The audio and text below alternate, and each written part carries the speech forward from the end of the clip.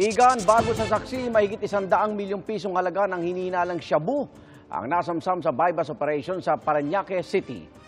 Arestado ang lalaking target pati na ang kanyang kinakasama. At saksi live, si Bam Alegre. Bam? Pia Igan, dito sa ating likuran, ito yung sasakyan ng suspect na bumangga matapos makipaghabulan sa mga operatiba ng PIDEA dito sa Parañaque.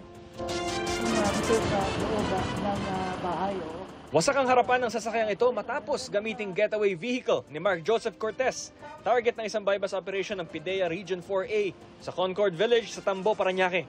Ayon sa mga operatiba ng PIDEA, binentahan sila ni Cortez ng 1 kilong hinihinalang droga sa halagang 1 milyong piso. Magkakaliwaan na sana ng bayad nang matunugan ni Cortez ang operasyon at sinubukan tumakas. Pero hinarang siya ng mga otoridad. Nagmaniobra at tatangas daw ang suspect kaya naibangga niya ang sasakyan. Bumaba ng sasakyan ng suspect at nagtago sa paligid.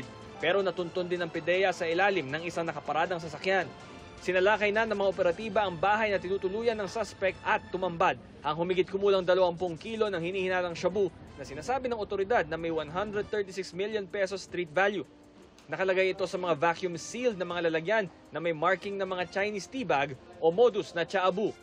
May na-recover din na kalibre 45 na handgun.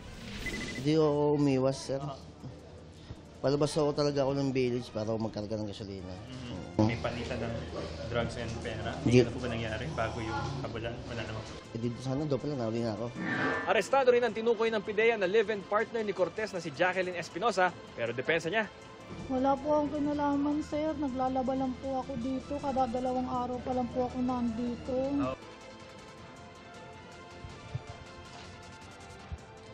Pia Igan, dinala na mga kontrabando pati ang mga suspect sa opisina ng PIDEA Region 4A para sa pagproseso. Live mula rito sa Parañaque para sa GMA Integrated News. Ako si Bam Alegre, ang inyong saksi.